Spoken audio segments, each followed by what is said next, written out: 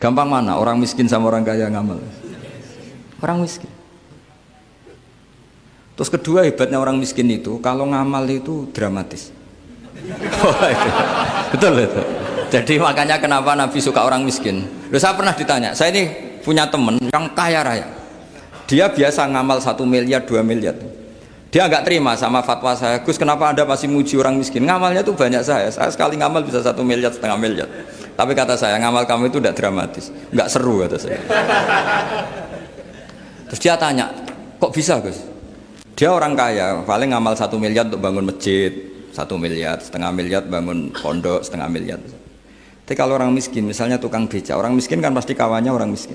Kan nggak mungkin orang miskin utang Abu Rizal Bakri, utang Yusuf Kala, kan nggak mungkin. Kenal saja ndak. Orang miskin kan utangnya sesama orang miskin. Itu pasti itu kan hukum sosial itu. Nah ternyata itu apa? Hari itu anaknya ndak makan, hari itu istrinya mau kelahiran. Utang sesama miskin, diutangi 50.000. Tapi uang ini dramatis. Kalau hari itu nggak makan mati. Artinya apa? Ada orang ngamal 1 miliar untuk bangunan, kadang aksesoris, yang satu ngutangi 50.000 tapi taruhannya nyawa.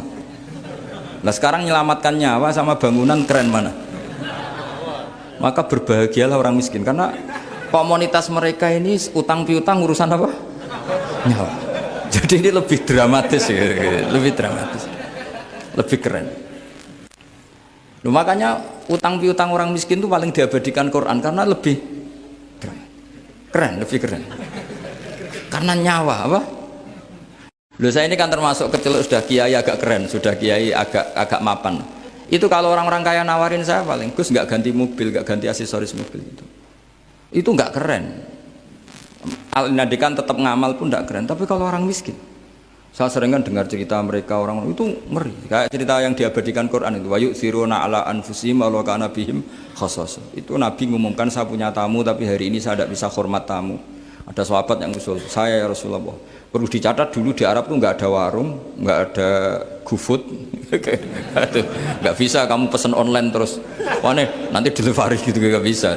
Nah terus akhirnya datang ke rumahnya, datang istri saya ada makanan ada hanya untuk jatahnya bayi. Terus ya sudah bayinya kamu tidurkan supaya jatah itu dimakan tamunya Rasulullah. Tapi kan jatahnya orang satu, tamunya kan malu kalau nggak ada yang nemanin. Terus ya sudah lampunya dimatiin, pura-pura kamu nemanin. Wes yang satu ya ada piring sama sendok pura-pura nemanin, yang satu makan betul. Itu diabadikan Quran.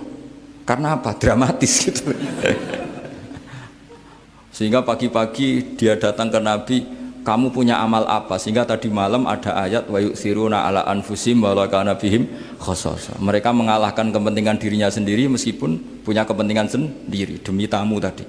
Terus cerita dia, kita tamu tadi malam ya Rasulullah, yang saya sanggup menghormat, sebenarnya saya tidak punya apa-apa, hanya jatah bayi. Itu aja dramatis, bayinya ditidurin dulu. Tapi tidak disuntik ganja, tidak ditidurin. Ditidurin biasa nanti kan, ditidurin biasa. Terus suami saya pura-pura nemani, lampu dimatikan. Nah mungkin tamunya saking laparnya gak penting mikir itu, yang penting makan aja. Jadi maka sebetulnya orang-orang miskin itu tidak usah hiru, wah itu orang kaya bisa ngamal masjid 1 miliar, 2 miliar. Tetap ngamalnya ini sesuatu yang tidak mendesak. Tapi sesama orang miskin, kalau temannya minta tolong itu mesti dramatis. Istri mau kelahiran, kematian, kelaparan, pokoknya yang diselamatkan itu seru semua. Artinya gini ya, kalau miskin ya nikmati saja, itu ada peluang untuk menyalip pahalanya orang-orang. Tapi yang kaya ya tetap kaya. Kalau semuanya miskin, nanti yang miskin kerja di mana kalau semuanya miskin?